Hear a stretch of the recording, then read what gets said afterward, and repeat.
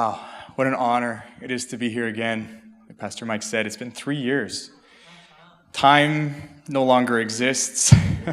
We've lived through a crazy period in global history, but we're here, aren't we? That's a miracle in and of itself. So I've been in Ecuador for nearly 10 years now, which is a crazy thought. It makes me feel old. I know I'm not old quite yet, but I'm getting there. I feel it. I have a little bit more gray hair since the last time I came, and my belly's a little bit bigger, and it's stubbornly getting bigger. We were joking before, COVID, you kind of go one of two ways. You either get jacked or you get the other. I feel like I'm sliding towards the other. Incredibly enough, though, like Pastor Mike shared, I was still able, in that truth, to get my girlfriend to agree to marry me. And Catherine and I got married in Guayaquil last September, so we're coming up on a year already. But thankfully my waistline isn't the only thing that's grown. So has the work of the Onsole River Project and our impact in the communities we serve, both in the remote communities upriver, as well as the urban communities in the city of Guayaquil. So I know 3 years is a long time. I'm sure there's new faces in the church. People forget. So for those who don't know what the Onsole River Project is, let me just fill you in. It's like Pastor Mike said, we are a project of the Navigators of Canada. But we work in very remote communities in the northwest part of Ecuador, just south of the border with Colombia. Ecuador is nestled south of Colombia, north of Peru on the Pacific coast of South America. And the communities we work in, we serve, are extremely remote communities, still to this day only accessible by motorized canoe. It's a 3-hour canoe ride from where the nearest road ends into these communities. And they are Afro-Ecuadorian communities, so descendants of people who would have been enslaved generations ago, brought over from Africa in the transatlantic slave trade, made to work on plantations and in mines in Latin America, and who escaped the horrors that they had lived through, and came along these winding river systems all over the northwest part of Ecuador and settled these isolated pockets of communities. And so our friends have struggled against what I call this dual level of marginalization for generations. There's this unfortunate reality that because of the color of their skin, they have been historically discriminated against, and because of their geographic remoteness, this idea out of sight, out of mind, it serves an unwilling government to pretend that our friends don't exist and that their lives don't matter so that they don't have to do the difficult work of providing the basic services that they deserve as citizens of a country and as human beings. And you can imagine what that dual level of marginalization over generations leads to. In our communities, it's led to a very real inferiority complex that has set in. This idea, this lie that because of the color of my skin, because of where I was born, I am somehow worth less than. Worth less than authorities who have power over us, worth less than people with lighter skin, worth less than someone who's educated, worth less than someone who is from anywhere else. But isn't it amazing that Jesus himself came from a nothing place? So it says in the Bible. What good comes from there? Jesus. My friends, our friends. And so the Onsole River Project was created to work alongside our friends and address these issues. Address issues of systemic poverty, of injustice, of oppression. And the way we do that is by combining traditional development work, and in our case, that's typically education development, healthcare development, and infrastructure development, with the gospel. This idea that, and the way I always describe our work, is through the metaphor of a horse and a cart. The cart that goes behind the horse has 2 wheels. On the one wheel, we have education development, healthcare development, actually addressing very real physical needs in the lives of our friends. So for example, we build schools. We help people get access to medical care. And we know that these are good things because they speak value into the lives of all of us who have had the privilege of living with that in our entire lives, but especially for our friends who haven't, who then receive it.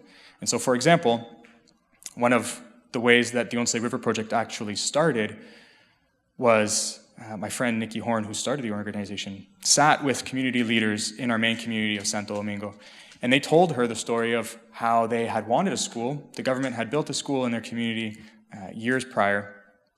It became so run down, the government hadn't helped to rebuild it, and so they actually approached someone in the Ministry of Education and asked for funds to help rebuild their school. He said, no, you're black, you don't need a school, go work on your farms. Washed his hands of it and closed his door. And you know what, when you don't have an education, when you don't know how to read, when you don't understand math and science, you might hear someone who has a degree on their wall and who has a title on their door say something like that, and you might agree with it. Well, man, maybe we don't. We've never had it. Maybe this is just our lives. Maybe this is just our lot in life. But we know that's not true. We know the fundamental capacity everyone has to become more. And so we do that. We come alongside our friends to speak value into their lives through things like education and healthcare. But we also know, as the song we just sang, we are children of God.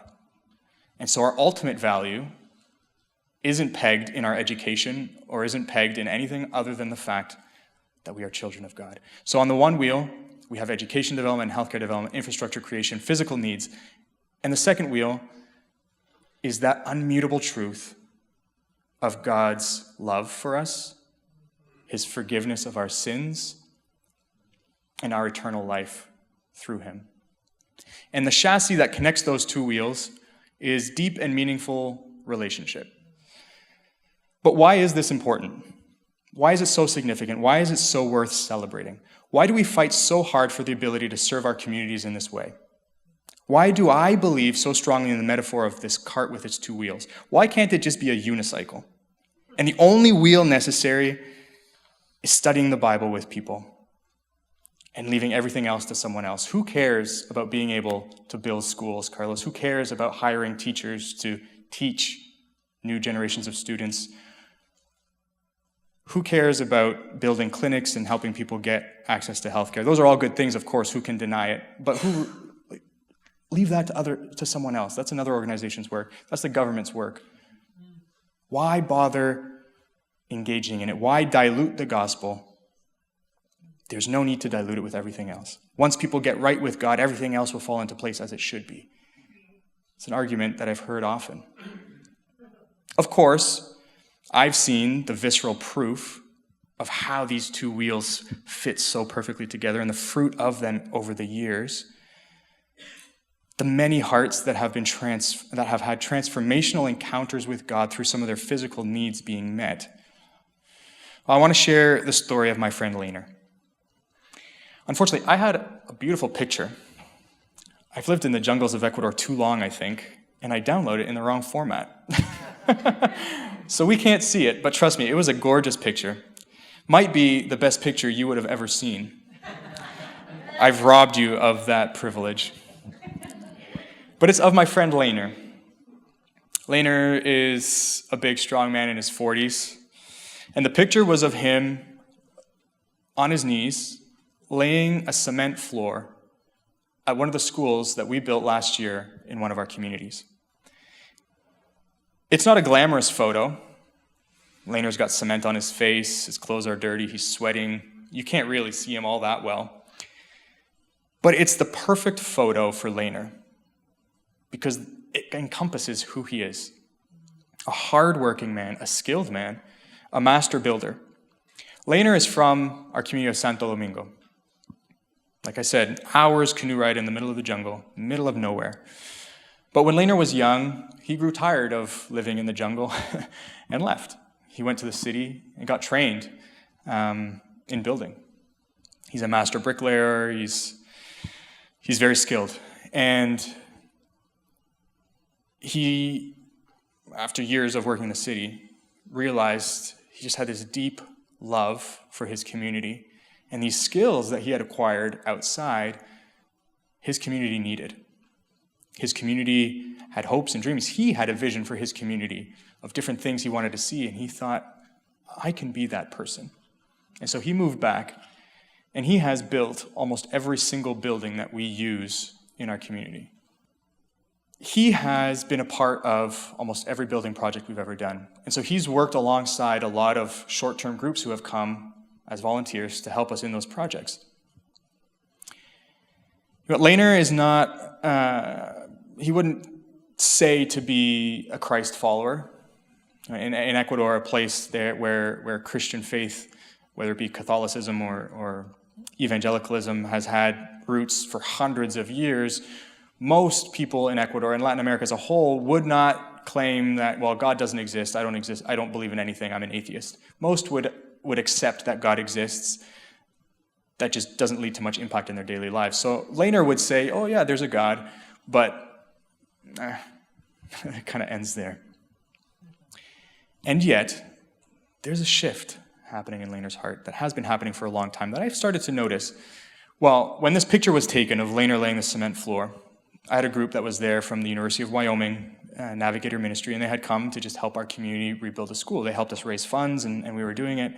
And there was a moment in the work where these 5 students from the University of Wyoming, 4 of whom had never left the U.S. before, 2 of whom had never left the state of Wyoming before, all of a sudden finding themselves in the middle of the Ecuadorian jungle. It was overwhelming for them. They weren't particularly strong, and we made them lug cement and cinder blocks, and they were struggling.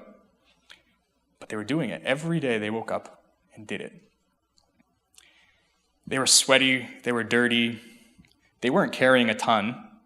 Little kids from the community would run by them with double the amount of cinder blocks on their shoulders.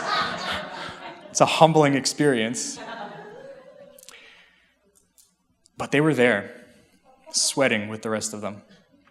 And I found myself standing along the railing beside Laner when the 4 guys stumbled past under the weight of, I don't remember what it was, cement bags or something. And Laner turned to me. He said, Carlos, our own people don't care about us. They couldn't care less about what happens to us, to our children. But these guys, and all the others who have come over the years, leave the comfort and safety of their lives. Our friends live in the jungle, but they're well aware of what our life looks like. They leave the comfort and safety of their lives to come here and help us haul cement and carry bricks so that our kids can go to school. And here's the kicker. When I look at them right now, how can I deny that God sees us and loves us? That is God moving in this man's heart. That was Laner seeing the light that God talks about through Isaiah. Seeing the light, receiving healing, feeling the warm embrace of his loving Father. An embrace that says, my son, you are mine, made in my image, valuable beyond measure, and no one can ever take that away from you. And I will move my people and my resources to prove that to you, even if it means taking country boys from Wyoming, transplanting them into the jungles to carry bricks beside you. I will do that if it means that you come to know that you are my child. Our friends didn't stay on the comfortable sidelines in Wyoming praying, Lord, do a miracle in world oppression. Fix poverty, Lord, we pray to you. They prayed that. They prayed a lot. We prayed a lot prior to the trip. But they left the comfort of the sidelines. They went to the margins. And they practiced true fasting. And God used that. Laner has 4 children. The youngest of which is a little girl, she's not even a year old yet, who's actually my goddaughter. But he has a middle son. And his son goes to our youth group in the community. And we organized a camp for them just a couple of months ago. And Laner's son, Thiago, actually decided to give his life to God. Made that decision, along with many other youth. And so when I heard the news, I was excited. So I went to Laner's house and I knocked on the door and I said, "Hey, Laner, I heard about your son." I'm like, "Yeah, it's good news, isn't it?" Like, "Yeah. What about you? When's it your turn?" And he very seriously said, "Carlos, as you know, I'm building the church in the community." So Laner, being the master builder, builds everything. He's rebuilding our church in the community. And he looked at me and he says, "I'm building my pew into that church." Come on. As a man who has had a transformational experience with God through the building of a school.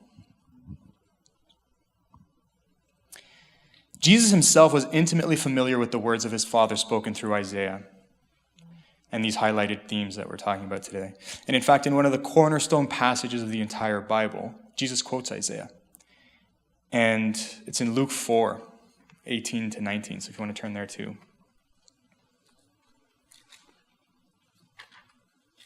This, I think, might be my favorite two verses of the entire Bible. "The Spirit of the Lord is on me, because he has anointed me to proclaim good news to the poor. He has sent me to proclaim freedom for the prisoners and recovery of sight for the blind, to set the oppressed free, to proclaim the year of the Lord's favor." Powerful words, and deliberately chosen to say, this is who I am and this is what I am about.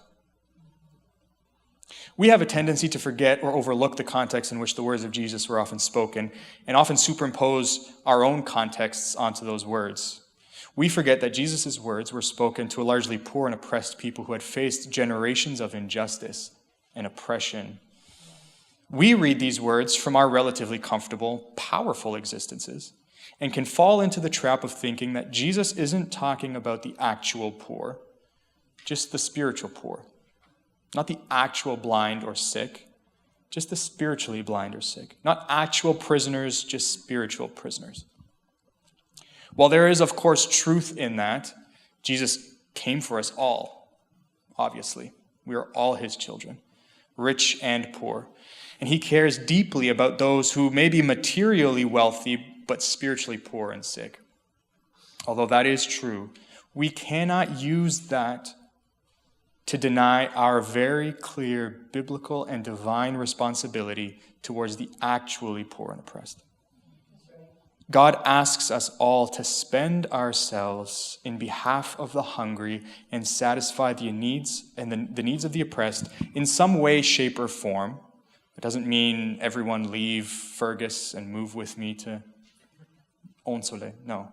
But in some way, shape, or form, there is a very clear duty required of all of us, echoed in passages like Matthew 25 and the story of the sheep and the goats. Whatever you did for one of the least of these brothers and sisters of mine, you did for me. What I'm learning of the heart of God over these past 10 years of engaging our friends in the margins, the poor, the oppressed, of reading the Bible and seeing all of these instances of Jesus' words, of God's words, God's heart manifested through these divinely gifted words, it's that it is our duty, not someone else's duty, ours, each of ours, in some way, shape, or form. It's your job. It's my job. It's our job, because that's what he's about. So when Jesus says in Luke 4 that he came to proclaim recovery of sight for the blind, ostensibly the healing of the sick, I start to think of what our responsibility, therefore, is to people like my friend Maxima. If we can put up a picture there. Not the first picture that I messed up, but the second one. That one. This is my friend Maxima. I've shared about Maxima from this very stage. She is the lady here on the far right. Maxima is a very dear friend of mine. And she was born with sickle cell anemia. For those of you who don't know what that is, it's a blood disease where your red blood cells, instead of being oval, like they should be, they're sickle-shaped, and so they're sharp. And so as your very blood passes through your blood system, it causes extreme pain, and there's no cure. You can mitigate the symptoms, but it requires a lot of oversight. It requires close monitoring by specialists, and it requires regular blood transfusions. All of this is not very easily accessible from the jungle. And so, Maxima, her family unable to pay for her to go to the city to see the specialists to get the blood transfusions, unfortunately, was just left to wither away and die in their home. The family obviously did not want this, but there was literally nothing that they could do. And so, when the Onsele River Project many years ago first came to know Maxima, she was a pile of skin and bones on her bed, very rarely ever leaving her room because she couldn't. She was dying. And her family had watched her, and her whole community knew that in this house there's a dying woman, and we can't do anything about it. And I've shared about Maxima and some of the things we've done with her in the past here, and some of the amazing things that, as we committed to her to ensure that she receives the medical care that she needs to survive, what that has meant for her relationship with God, and through her relationship with God, what that's meant for her family as she has started to disciple her family. I've shared those stories, but I was struck once again just recently by a conversation I had by a Canadian man, who actually met Maxima more than 10 years ago. He took this picture. He's a photographer. He took a number of great shots of the community. But I spoke to him a couple months ago, and he said, "Carlos, when I went there to Santo Domingo, I met a woman. It's this beautiful woman, but she must be dead by now, because when I met her, she was in such rough shape that she can't possibly be alive. I just don't remember her name." And I instantly knew, wait a second, is it Maxima? He's like, I don't remember. So I pulled up a photo, and he's like, yes. And it was this amazing moment where I was able to tell him, Maxima is alive. Go to the next photo. That's Maxima at my wedding.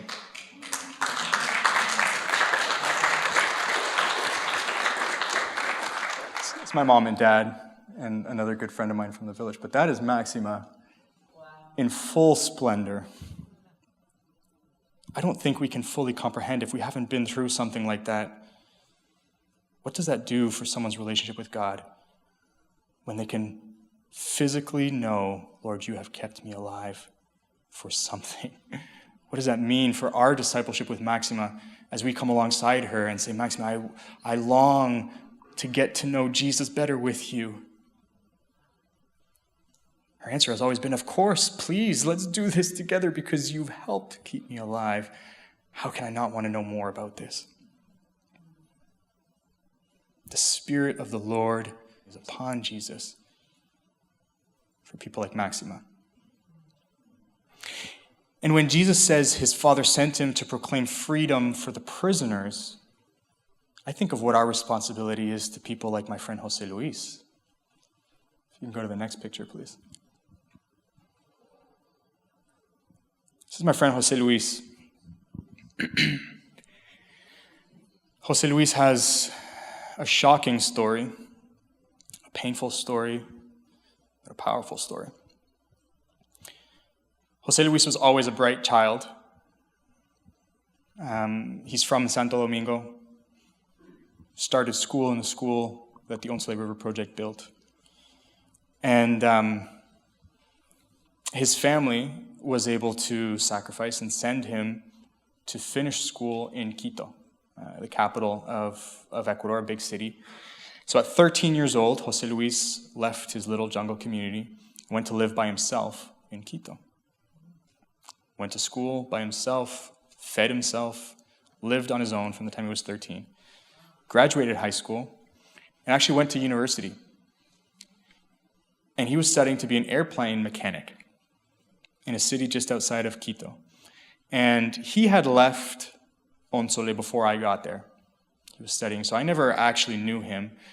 But I heard José Luis, José Luis, José Luis all the time. Everyone in this community spoke of José Luis. And when they did, they lit up because he was one of theirs.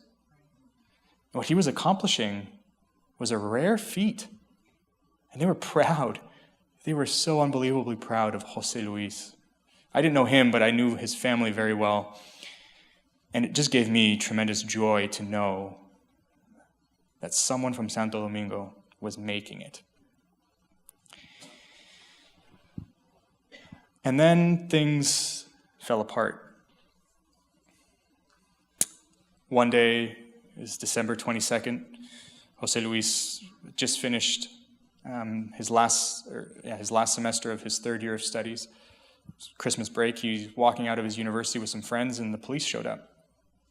Separated him from his friends, arrested him, and said, "You're under arrest for a crime that happened in the city of Guayaquil," which is a city that José Luis had never been to, a city in the opposite end of the country, completely different part of the country.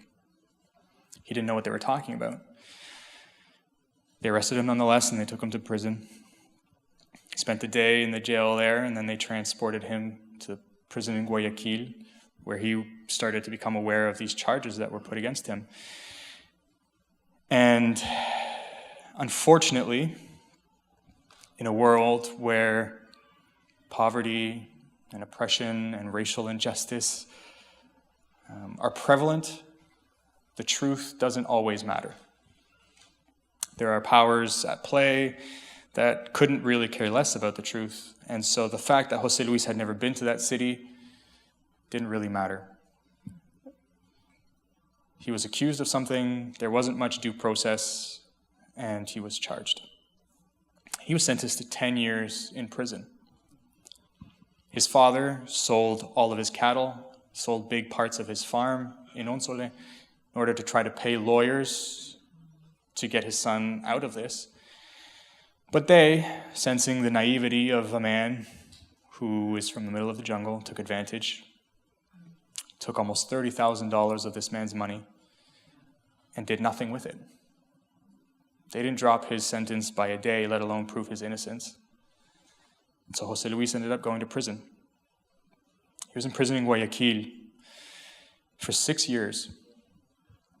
And I don't know if any of you have followed news from Ecuador. I don't know how much Ecuadorian news gets here. I don't think much, but perhaps some of you have heard about the growing unrest in Ecuador, the growing violence.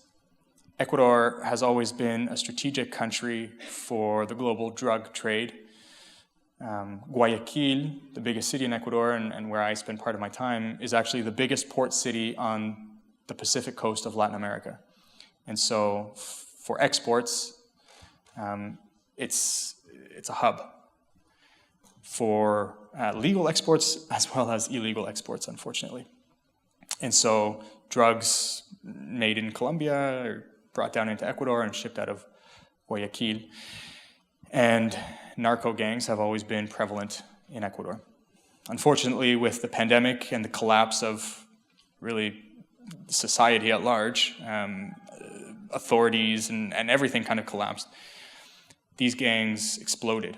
And as people lost their jobs in the pandemic and realized that government corruption was even bigger than they had ever thought, anger took root in young people. They had no work. They were facing hunger and poverty, and many turned to the only means they had of making money in those days, and that was gangs, moving drugs, selling drugs.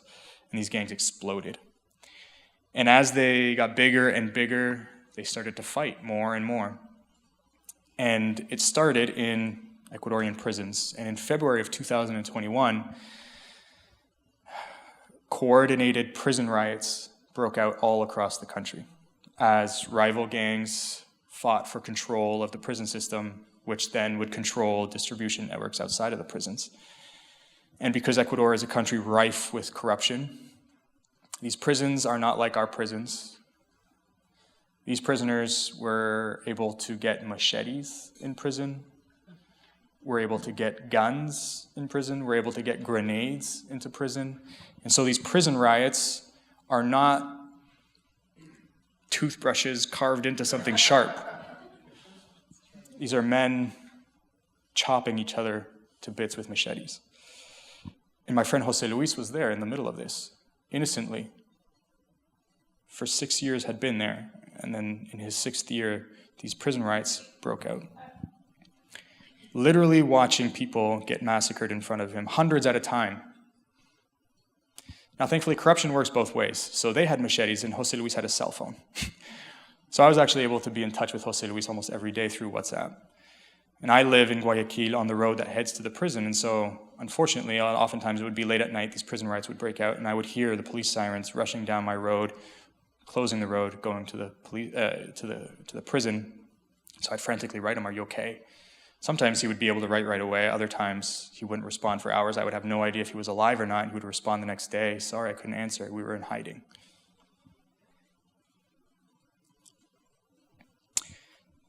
Jose Luis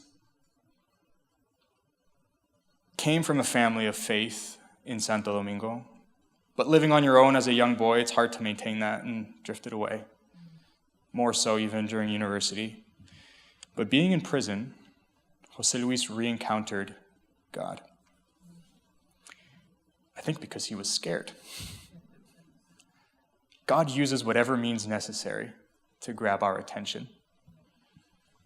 I don't mean to hyper-spiritualize things. I don't know why things happen the way they happen. We can never know. Did God know Jose Luis had to go to prison to get him? I don't know. It sounds like a crazy thing to say, but God definitely met him in prison either way. To the point where, Jose Luis would stay up at night writing worship songs in a notebook. And he'd take pictures of them, and he'd even record himself singing and send me WhatsApp messages of him singing. Jose Luis had a cellmate who was a grown man, but who had never learned how to read. This man actually grew up in a prison. His father had killed his mother at a young age, was sent to prison because the boy didn't have anywhere to go. The government actually sent him to the prison with his father, which is not an uncommon thing. It's more common in women prisons, where women raised their children in prison. Not so common in a men's prison, but this was the case with him. He had no other family. So he grew up in prison. His father later became a pastor upon release, but this man didn't. But he was cellmates with Jose Luis. And Jose Luis was teaching him how to read by reading the Bible to him. An incredible thing. So as I started to get to know Jose Luis and just started to realize what God was doing in his heart, I just started to feel this growing connection there. And in Ecuador, once you've reached 60% of your prison sentence, you're eligible for house arrest if you have good behavior, and Jose Luis did. And so he was actually coming up to a potential release date. We were actually able to raise some money for him to pay a lawyer to process his legal process and actually get that underway. And early January 2022, Jose Luis was released from prison. 4 years early, not completely released. He's still under house arrest technically, but able to be outside of prison and living his life.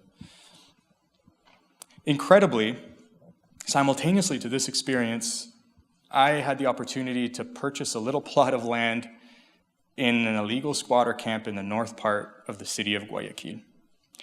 Very random neighborhood, a very random thing to happen. But I bought it because when opportunity knocks, sometimes you just have to answer. And I didn't know what I was going to do with this plot of land, but I thought, well, God, you'll use something. So then I was developing this idea of perhaps starting some kind of business. We have a lot of friends who are from Onsole, these jungle communities, who over the years leave the jungle and move to the city in search of work, in search of education, in search of healthcare, and it's hard for them sometimes to find a job. So what if we can build a business that provides them quality employment? So I started to think about a bakery.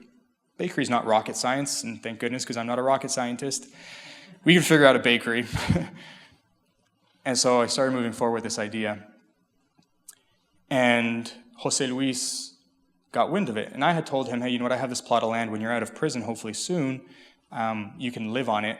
I'm starting a bakery on it. And he said, Carlos, I don't know if you knew this, but before I got arrested, in addition to doing a degree in airplane mechanics, just for fun on the side, I actually got my certificate as a baker.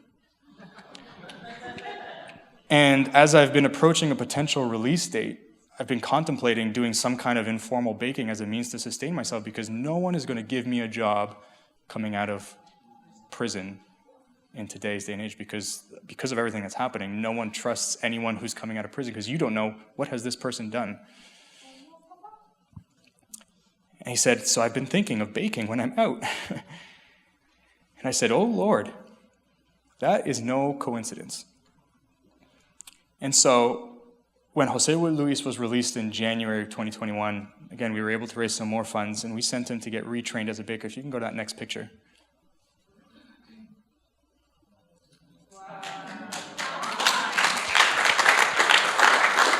So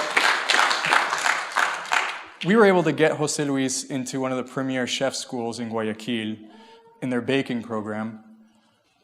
Now, with the rise in gang violence in Guayaquil, it's become a difficult place to live. It's become a difficult place to work. One of the issues has become the extortion of businesses. It's an old gang trick, I guess. It's nothing new, but it's become quite extreme in Guayaquil. And the fact that our land is in an illegal squatter camp, there's not a lot of police activity in illegal squatter camps. They kind of leave them be. And so it's become a hotbed of gang violence, of gang presence, to the point where there's a gang leader who lives not too far away from our plot of land, who actually has his daughter police escorted to prison, to school every day. Police officers who are on his payroll, who show up in police motorcycles, escort his daughter to school. So that's where we're trying to work.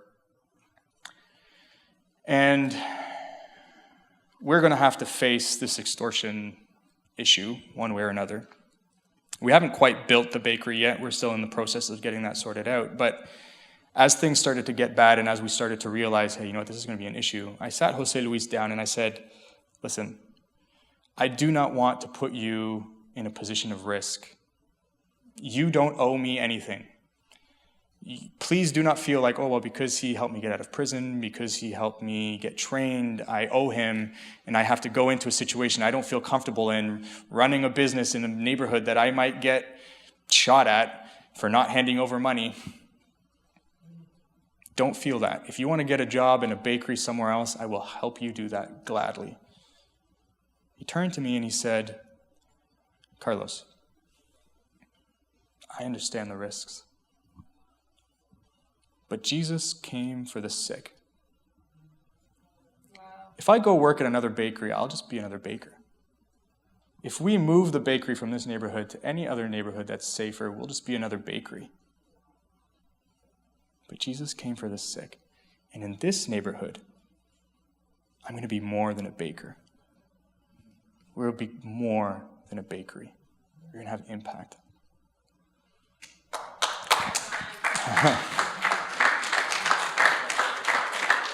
That's my friend Travis that I met. Thank you, Travis. That does deserve an applause. Friends, this is a man who survived what he survived, saying, I don't long for my comfortable existence because I know what Jesus is about. I know who he came for. I know what he wants. And I want to be a part of that. I don't want to simply pray it away from the sidelines. I want to get down and dirty. I want to get messy. God is not scared of the darkness. He does not shy away from the margins. He sent his Son directly to them. Let us follow him there. Let us be light. Let us be healing. Let us be ambassadors of a God who is so much bigger than we could ever imagine. Whether it be in Ecuador or right here in Fergus, let's follow him.